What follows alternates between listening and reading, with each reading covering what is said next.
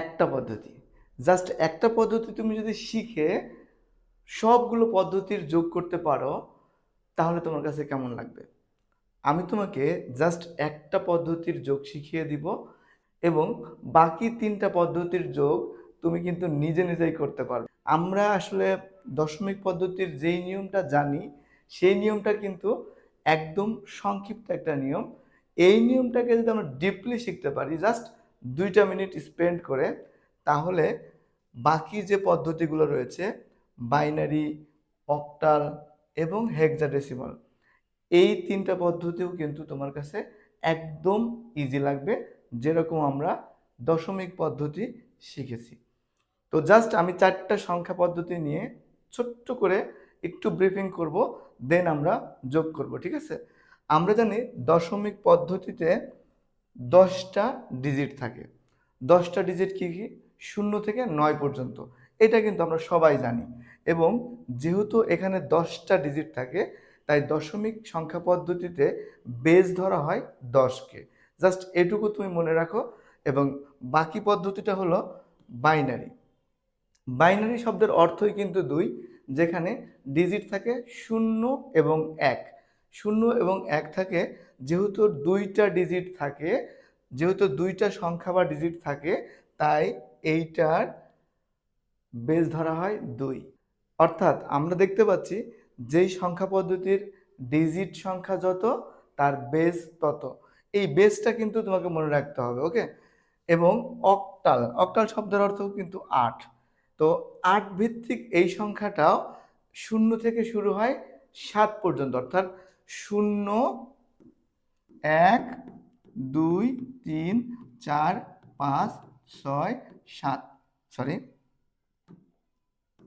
7, এই 8টা অঙ্ক দিয়ে অক্টাল পদ্ধতিতে সংখ্যা লেখা হয়। এরপরে হেক্সাডেসিমাল। হেক্সাডেসিমাল কিন্তু 16টা ডিজিট থাকে এখানে, 0 থেকে শুরু করে 15 পর্যন্ত। আসলে 15 পর্যন্ত না, 15 পর্যন্ত তুমি সিরিয়ালি কাউন্ট করতে পারো, কিন্তু এখানে কিভাবে থাকে সংখ্যাগুলো? 0 থেকে 9 পর্যন্ত এখানে 10টা ডিজিট থাকবে এবং এই 10 ডিজিটের পর বাকি যে আরও 6টা ডিজিট রয়েছে, সেই 6টা ডিজিটের মধ্যে রয়েছে এ, বি, সি, ডি, ই এবং এফ। তার মানে তুমি 0 থেকে 9 পর্যন্ত কাউন্ট করে পরে এ, B, C, D, E, F পর্যন্ত কাউন্ট করলে তুমি দেখতে পাবে তোমার 16টা ডিজিট হয়েছে। যেহেতু এই সংখ্যা পদ্ধতিতে 16 ডিজিট দিয়ে হিসাব করা হয়, তাই এটার বেস 16। আশা করি বুঝতে পেরেছ। চলো নেক্সট স্লাইডে যাই। তো এখানে আমরা দেখতে পাচ্ছি দশমিক সংখ্যা পদ্ধতির যোগের মূল নিয়ম। এই যে মূল নিয়ম, এই 3টা মূল নিয়ম যদি তুমি জানতে পারো, প্র্যাকটিক্যাল ওয়েতে তো আমি শিখিয়ে দিচ্ছি, যদি তুমি জানতে পারো তাহলে কিন্তু তোমার জন্য সবগুলো নিয়ম একইভাবে যাবে। তো দেখি, আমরা তো এখানে অলরেডি বলেছি যে দশমিক সংখ্যা পদ্ধতিতে 10টা ডিজিট থাকে এবং 10টা ডিজিটের মধ্যে 0 থেকে 9 পর্যন্ত তারা অবস্থান করে। বাস এটুকু তুমি জানলেই ক্লিয়ার। দশমিক সংখ্যা পদ্ধতিতে তুমি যেটা করবা, আমরা নর্মালি আসলে কি করি একটু জাস্ট আমি বেশি আলোচনা করব। যেমন 4, 6, 9, 1, 3, 8। তো আমরা নর্মালি কিভাবে যোগ করি? 8 এবং 9, 8 আর 9 যোগ করলে কত হয়? 8 আর 9 যোগ করলে কিন্তু 17 হয়। তো আমরা কি করি? 17-এর এখানে 7 লিখি, হাতে আমাদের 1 ধরি, তাই না? এই হাতের 1কে আমরা এই 1টাকে এখানে যোগ করে দিই। অর্থাৎ আমরা এখানে লিখি 7 আর 3-এ 10, 10-এর আমরা 0 লিখি। 10 কিন্তু এভাবে থাকে, আমরা 0 লিখি আর বলি যে হাতের 1 এইখানে নিয়ে আসবা। তো এখানে নিয়ে আসলে 5 আর 1-এ 6। এই যে পদ্ধতিতে তোমরা যোগটা করো, এই যোগ পদ্ধতিটা কিন্তু একদম সংক্ষিপ্ত পদ্ধতিতে করা হয়। তো আমরা এই নিয়ম থেকে দেখব এইটা আসলে কিভাবে করা হয়, অ্যাকচুয়ালি কিভাবে কাজ করে। যদি তুমি অ্যাকচুয়াল নিয়মটা জানতে পারো তাহলে কিন্তু সকল পদ্ধতির যোগ তোমার জন্য বেশ ইজি হয়ে যাবে। এখন আমি এই নিয়মটা অ্যাপ্লাই করে একটা নর্মাল যোগ অর্থাৎ ডেসিমাল পদ্ধতির একটা যোগ করে দেখাবো, যেই যোগটা দেখার পরে তোমার কাছে বাকি যোগগুলো সবই ইজি হয়ে যাবে। তো আমি এখানে একটা সংখ্যা লিখছি 7, 8, 9। আরেকটা সংখ্যা লিখতেছি আমি 5, 4, 8। তো এই সংখ্যাটাকে আমরা একদম মূল নিয়ম অনুসারে যোগ করার চেষ্টা করি। তো এখানে দেখতে পাচ্ছ 9 এবং 8 যোগ করলে আমরা জানি 17 হয়।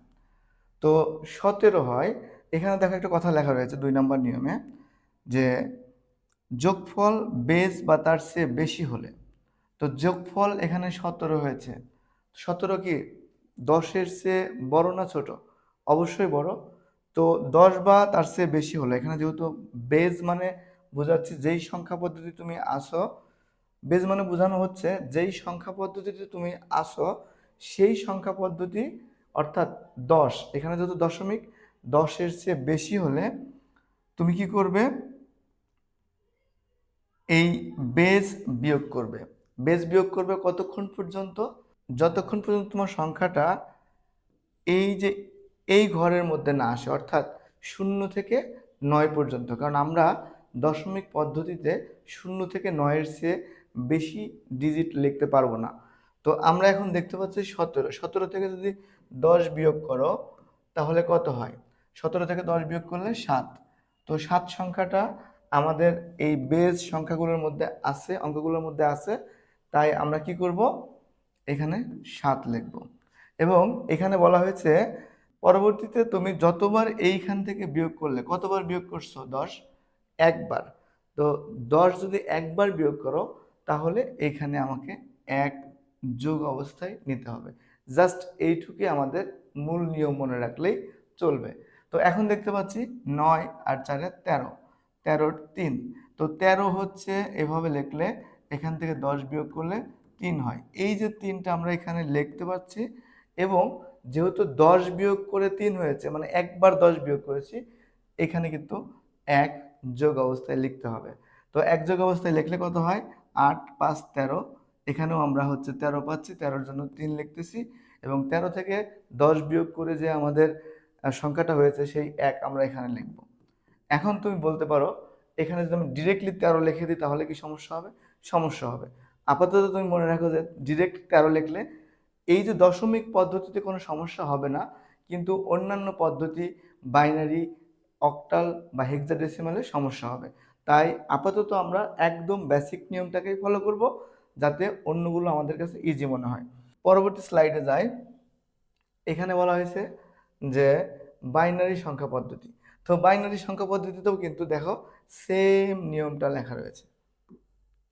তো আমি একটা উদাহরণ তোমাকে এখানে দিচ্ছি। তো আমরা জানি কিন্তু বাইনারি পদ্ধতিতে বেজ হচ্ছে 2, কারণ এখানে 2টা ডিজিট রয়েছে, 0 এবং 1। তো আমি একটা যোগ র্যান্ডমলি করতেছি। তো এখানে যোগ করি আমরা। তো আমরা 0 আর 1 যোগ করলে কত হয়? 1। তো 1 কিন্তু বাইনারি ডিজিটের মধ্যে রয়েছে, তাই না? তো আমি 1 ডিরেক্টলি এখানে লিখতে পারবো। এরপরে আমি যদি এইটা যোগ করি, 1 আর 1 2।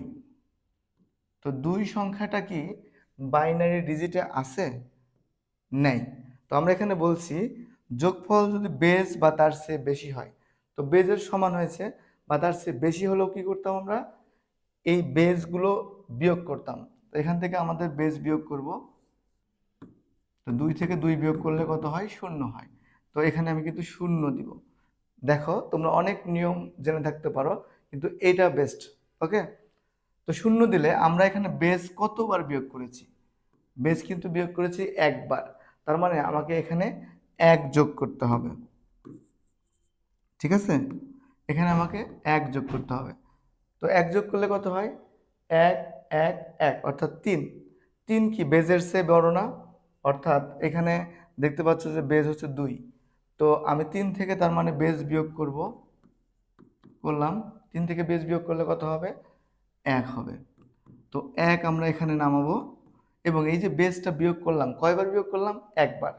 এই জন্য তুমি এখানে 1 যোগ অবস্থায় নিবা। তো এখন 0 0 আর 1 যোগ করলে 1 হয়। এইটাও কিন্তু আমার মূল সংখ্যার মধ্যে আছে, তাই আমি কি করতে পারি? এখানে ডিরেক্ট সংখ্যাটা লিখব। এরপরে 1 আর 1 2, এখানে আমাকে কি করতে হবে? এই যে যেহেতু 2, এখান থেকে বেজ বিয়োগ করলে 0 হবে, এখানে 0 দিব, এবং একবার যে বেজ বিয়োগ করলে এই জন্য এখানে আমাকে 1 দিতে হবে, অর্থাৎ এইখানে যে একটা আসবে। ঠিক আছে? আশা করি বুঝতে পেরেছো। এখন যদি আরেকটা প্র্যাকটিক্যাল করি তাহলে তোমার কাছে এটাও অনেক ক্লিয়ার হয়ে যাবে। তো এখানে দেখো একটা যোগ রয়েছে, ওইদিকে একটা রয়েছে, তুমি এটা করবে নিজে নিজে, আমি এটা করে দিচ্ছি তোমাকে, ওকে? তো এখানে এক আর এক যোগ করলে দুই, দুই থেকে বেজ বিয়োগ করব। কেন বিয়োগ করব এটা কিন্তু বারবারই বলছি যে দুই হচ্ছে বেজ বা বেজের চাইতে বড়, তো এই জন্য আমরা হচ্ছে দুই বিয়োগ করলে শূন্য আসে, এখানে শূন্য লিখব। এবং শূন্য লেখার পরে আমরা যে একবার বেজ বিয়োগ করলাম সেই এক এখানে যোগ করতে হবে। তো যোগ করলাম, যোগ করলে আবারও দুই হচ্ছে, দুইয়ে কত আসবে, দুইয়ে দুই বিয়োগ করলে শূন্য, আমাদের একবার বেজ বিয়োগ করছি, এই জন্য এখানে এক যোগ করতে হবে, এখানে এক যোগ করতে হবে। তো আবারও যোগ করলে দুই, দুইয়ে শূন্য, আবারও আমরা বেজ একবার বিয়োগ করছি সেই এক এখানে নিব, নেওয়ার পরে এখানে কত আসবে, এখানে আসবে দুই, দুই থেকে আবারও বেজ বিয়োগ করব, তাহলে শূন্য আসবে, আবারও আমাদের ওই এক বেজ এখানে থাকবে, ঠিক আছে? এবং এখানেও কিন্তু শূন্য হবে, আমাদের হাতের যে এক বেজ সেটা এইখানে চলে আসবে। এখন এক এক এক, তিনটা এক যোগ করলে তিন হয়, তিন থেকে দুই বিয়োগ করো, এক হয়, এখানে এক নামবে। এবং আমরা বেজ বিয়োগ করেছি কয়বার, একবার, জাস্ট এখানে একটা এক দিয়ে দাও, দ্যাটস ইট। এটা এর থেকে সহজ হতেই পারে না। দেখতে পাচ্ছ এখানে অক্টাল সংখ্যা পদ্ধতিতে যোগ করব এখন। তো কনসেপ্টটা তোমার মাথায় আছে তাই না? এখন দেখো আমরা অক্টাল যেই পদ্ধতিটা রয়েছে সেই পদ্ধতিতে ডিজিটগুলো কি কি থাকে, তার মানে এখানে আমি সর্বোচ্চ 7ই লিখতে পারবো। এখানেও নিয়মটা তুমি ফলো করবে যে বেজ বা বেজের চেয়ে বড় হলে, বেজ কত, 8, 8 বা 8-এর চেয়ে যদি বড় কখনো আসে তাহলে আমরা বেজ বিয়োগ করব, এবং যতবার বিয়োগ করব ততবার সেটার পরবর্তী সংখ্যার সাথে আমরা যোগ করব। That's it. আমি একটা উদাহরণে চলে যাচ্ছি। এখানে দেখো 4 এবং 7 যোগ করলে কত হয়, 11 হয়। তো 11 সংখ্যাটা কি অক্টালে আছে? অক্টালে কিন্তু নেই, অক্টালে রয়েছে 0 থেকে 7 পর্যন্ত। তো আমি যদি এখন 11 সংখ্যাটা তার মানে বেজের চেয়ে বড় বা বেজ, তো বেজের চেয়ে বড় হওয়ার জন্য আমরা এখান থেকে বেজটাকে বিয়োগ করব। আমরা জানি অক্টালে বেজ 8, তো এখন দেখো এই 8 বিয়োগ করলে কত হচ্ছে, 3 হচ্ছে। তো 3 কিন্তু অক্টালের ডিজিটের মধ্যে পড়ে, তো 3 লিখবো এখানে, বাস। এই অক্টাল অর্থাৎ বেজ বিয়োগ করেছি কয়বার, একবার, এখানে আমরা এক যোগ করব। এক যোগ করলে কত হয়, 8 আর 3-এ 11, সেম জিনিস। তো 11 যেহেতু হয় তাহলে 11 থেকে আবারও আমি একবার বেজ বিয়োগ করব, বিয়োগ করলে 3 হবে, 3 এখানে রাখবো। এরপরও আমি কিন্তু একবারই আমার বেজটা বিয়োগ করেছি, এখানে যোগ করে দাও। তো এখন 6, 6, 6, 12, তো 12 থেকে আমি যদি এখন আবার আমার বেজটা বিয়োগ করি 4 হয়, এখানে 4 লিখব, ঠিক আছে? 4 হওয়াতে আমি একবারে বেজ বিয়োগ করেছি, এখানে এক যোগ করে দাও। দেখো তো অনেক ইজি না? ভিডিওটা কিন্তু ভালো লাগলে অবশ্যই লাইক দিতে হবে, ঠিক আছে? এবং চ্যানেলটাকে ফলো করতে হবে যাতে এরকম ভিডিও আরও পেয়ে যাও। তো এখন এটা কত হচ্ছে, 4, 4 সংখ্যাটা তো আছে, তো এইটা হচ্ছে আমাদের অক্টালের যোগ। That's it, very easy. তো তুমি কিন্তু এটা করে কমেন্ট বক্সে স্ক্রিনশট পাঠাতে পারো। তো আমরা আরও একটি সংখ্যা পদ্ধতি দেখব, খুব ইজি তাই না? সংখ্যা পদ্ধতিটা হলো হেক্সাডেসিমাল। তো হেক্সাডেসিমালে আমরা তো জানি এখানে 16টা ডিজিট রয়েছে, তার মানে হেক্সাডেসিমালের বেস কত, 16। তো 16 হওয়ার কারণে আমরা কিন্তু এখানে বেস 16-র চেয়ে বেশি যখন হবে তখন কিন্তু আমরা বেস বিয়োগ করব। তো আমরা কিন্তু জানি যে 0 থেকে 9 পর্যন্ত 10টা ডিজিট, এবং A B C D E F এই হলো আমাদের টোটাল 16টা ডিজিট। এবং কাউন্ট কিভাবে হয়, এ কে ধরা হয় 10, বি কে ধরা হয় 11, সি কে 12, ডি কে 13, ই 14, এফ 15। তো এখন আমরা এই সেম পদ্ধতি অবলম্বন করে ডিরেক্টলি উদাহরণে চলে যাই, তাহলে আমাদের দ্রুত কাজটা শেষ হয়ে যাবে। তো এখানে কি দেখতে পাচ্ছি আমরা, এ যোগ বি। তো আমরা কি জানি, এ মানে 10, তো 10 যোগ 11, বি মানে 11, তাই না? আমরা কিন্তু আগের পেজে নোট দিয়ে রেখেছি। তোমার যদি এই পিডিএফটা দরকার হয় আমাকে ইনবক্স করতে পারো, আমি তোমাকে পিডিএফটা পুরোপুরি দিয়ে দেবো। তো এখানে কত হয়, 21। তো এই 21 সংখ্যাটা আমাদের হেক্সাডেসিমালে 16-র চেয়ে বড় না, বেজের চেয়ে বড় না, বা বেজ হলেও তো আমাকে বিয়োগ করতে হবে, তাই না? তো 21 থেকে আমি কত বিয়োগ করব? 16 বিয়োগ করব। তো 16 বিয়োগ করলে কত হয়? এখানে হচ্ছে 5। তো 5 সংখ্যাটা কি তোমার হেক্সাডেসিমালের মধ্যে আছে না? 0 থেকে 9 পর্যন্ত তো আছে, তাই না? তো এই জন্য আমি এখানে 5 লিখব। ফাইন। তো কয়বার আমার বেজ বিয়োগ করেছি? একবার। এখানে 1 যোগ করো। তো 1 যোগ করলে এখানে কত হচ্ছে? 1 যোগ করলে হচ্ছে 4 9, 9 আর 4 13। 13 হলে আমরা কত সংখ্যা লিখি? চলো দেখি আরেকবার। 13কে আমরা কিন্তু ডি ধরি, তাই না? তো ডি ধরলে এখন আমি এখানে ডি লিখব। এরপরে আমার এখানে কোনো বীজ বিয়োগ করতে হয় নাই, কারণ এটা 16-র চেয়ে বড় বা 16 হয় নাই। তো এরপরে সি এবং এফ যোগ করব। এফ মানে 15 আর সি মানে 12, যোগ করলে কত হবে? 27। তো 27 যদি হয় তাহলে এই সংখ্যাটা 16-র চেয়ে বড় না? অবশ্যই বড়। তো এখন আমি এটা বিয়োগ করব। বিয়োগ করলে কত হয় দেখো তো? বিয়োগ করলে 1 1, অর্থাৎ 11।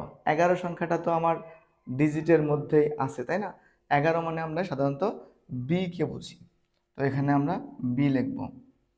তো এখানে কি আমরা বেজ বিয়োগ করেছি? হ্যাঁ, বেজ বিয়োগ করেছি, এই যে বেজ বিয়োগ করেছি। তাহলে আমরা কি করব? এখানে 1 যোগ করে দেব। তার মানে এখানে আসতেছে 4। এই হলো সকল সংখ্যা পদ্ধতির যোগ। আশা করি ভিডিওটি ভালো লেগেছে। যদি ভালো লাগে অবশ্যই ফলো করে দিবা এবং ভিডিওটা শেয়ার করে তোমার বন্ধুদেরকে ছড়িয়ে দিবা, যাতে তারাও এইটা দেখে বেশ উপকৃত হয়। ধন্যবাদ নেক্সট দিনের সঙ্গে থাকার জন্য। আসসালামু আলাইকুম।